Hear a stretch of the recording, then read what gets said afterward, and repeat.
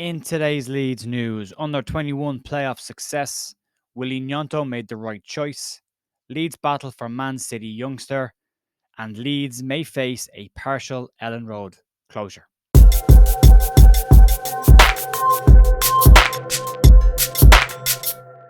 Hey folks, Jay here on the 16th of May with your Leeds news. Tuesday, start of the week. Not a massive amount of stuff going around at the moment. Can't complain. It's been a couple of weeks of a lot of stuff. So we'll get into this, and we'll start off with a congratulations to Paco Gallardo and to all of the staff at the Leeds United under-21s, along with all of the players as well, on their playoff success. Leeds played Nottingham Forest at Ellen Road last night in front of a bumper crowd of 12,500 Leeds fans in their playoff final against Nottingham Forest. Leeds ran out 3-0 winners in the end. Goals from Jorginho Rutter, Jeremiah Mullen and Chris Moore were enough to give Leeds the win and see them back into the top division in the PL2. If you haven't seen the goals, go check them out. Jeremiah Mullen scores an absolute wonder goal. Stunning volley. But good performances all around. A very dominant performance by all accounts. And great to see them push on now and get back into PL1, PL2, Division 1. It's very complicated. What I will also say, if you haven't seen the footage, Joel Robles is at the game, but standing in the tunnel and greets all the players as they come off the pitch and celebrates with them as well, which is great to see. Robles is really starting to stand out as a person who's stepping up in the club to be a real kind of leader behind the scenes with the younger players and also on the pitch again, and go back to what, the fact that he didn't stop talking for 90 minutes in the game against Newcastle. So good to see that. Moving on, let's talk about one of our other successful youngsters, Willian Gnonto, and he has been speaking with Italian media over the last couple of weeks, and he's a fair bit to say. In the interview, he basically went on to talk about his exit from Inter Milan, his love for the club, potential of him returning to Inter Milan in the future, but also that he doesn't regret making the move away from the club in order to further his career. And when he did get on talking about Leeds, he was very quick to point out how much he's fallen in love with Leeds and how much he loves playing for Leeds and in the UK in general.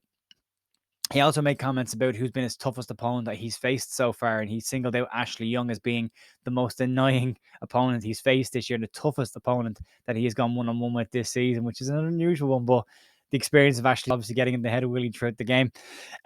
Also in the interview, he talked about the fact that in the UK and what he's noticed in England is that the skills that he watched on YouTube and the freestylers that are there, it's more common in England and a lot more common on the pitch to see skills like that being used and encouraged. And he said that if he had grown up in Leeds, he would have been, or grown up in England, he would have been an even better player than he is right now. Saying that kind of stuff suits his style and it's something he's very, very interested in. It's a really good piece. You can go check it out. It's floating around. All you got to do is go to Google or whatever search engine you use and type in Willian Gnonto interview, and it's the most recent one. You'll pop up there. Moving on, let's talk about some potential incomings and Leeds continued search for underage players. And according to the Daily Mail, Leeds are battling with Newcastle for Manchester City youngster Cian Brecken. Cian Brecken is the son of former Wigan and Forest player Ian Brecken. The player himself, 19-year-old midfielder, has 4 years remaining on his contract at Manchester City, so not an easy one to get done. And there is that competition from Newcastle. However, Leeds are said to be very keen on bringing the player into their setup and adding him to the under-21 side for next season. We'll have to see how that pans out. Obviously, the pathway with Leeds could be easier for Brecken to break into the team than it will be with Newcastle, as they're going to probably go in and sign a lot of them bigger named players this summer. So keep an eye on that. Another good youngster coming in. And as I said yesterday to the people in the comments who'll say we shouldn't be buying young players, we need to buy both. We need to strengthen the underage setup, and we also need to strengthen the first team. So two different things that both need to be done. Moving on, let's talk about the incident at Ellen Road again. Yesterday, we spoke about the potential of Leeds United being fined by the FA for the pitch invader who pushed Eddie Howe. It is now transpired, and according to the Mirror, they reckon that Leeds will be hit incredibly heavily by the FA. And what they're saying is not only will Leeds face a fine, but Leeds could also face a partial stadium closure for the final game of the season against Spurs. Leeds will need all of the support going into that final game of the season, and a packed Ellen Road is exactly what Leeds will need to help them over the line. However, due to the actions of an absolute idiot, Leeds may now have to go with a reduced capacity. It's not confirmed yet. It hasn't been finalised, but the Mirror are saying that the FA will look to come down hard on Leeds, as this is a direct incident involving a fan, and they want to put a marker down on this one. It really is these people who do things like this, who think that they're helping the club, or they're selfish enough to not care about helping the club and putting the club in a more difficult position.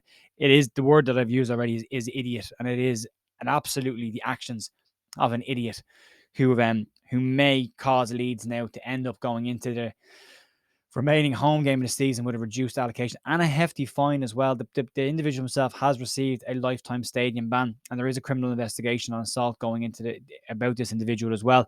The fact that Leeds have acted really quickly on this to ban him within the day, Leeds had issued the stadium ban, the lifetime stadium ban to the individual. The fact that that happened so quickly might play into Leeds' hands and might give Leeds, some sort of reprieve from the FA that they have acted swiftly to sort this out. Huge question marks around the security at Ellen Road. There's stewards every couple of yards in Ellen Road, and how a fan managed to get onto the pitch, walk down the sideline, and approach Eddie Howe without anyone getting involved or anyone trying to cut him off is uncomfortable and poor form. I mean, as I said yesterday, worse things could have happened than a slight shove and a few words. And we're lucky it didn't. We've seen it, incidents in the past with that idiot ran on the pitch against Sheffield Wednesday and punched the goalkeeper, that kind of stuff that's gone on in the past. So another one to deal with and try and move past for Leeds. But yeah, poor one as well. And then finally, just to finish up today, just to say congratulations to Marcelo Bielsa. And don't come at me in the comments about moving on from Bielsa. I'm just saying congratulations to Bielsa on being finalized his deal with the Uruguay team to become the Uruguay national coach. Best of luck to him in that role. Fantastic announcement yesterday by the Uruguayan FA, who put the blue bucket and cup of coffee as their announcement post for Bielsa. Wish him all the best. I'm sure he'll be a massive success there. He's got a good crop of young Uruguayan players coming through, as Oscar described last night on Just Joe's show. He has a bunch of generational talents to work with there, and hopefully he can mold them into turning Uruguay from the hard men of South American football into the footballers of South American football. Be great to see. Best of luck to Marcelo, and congratulations on that as well. Folks, that's going to be it for me today. Not a huge amount to talk about, but I'll be back tomorrow morning with more Leeds news. Have a great day, and I will see you tomorrow. Bye.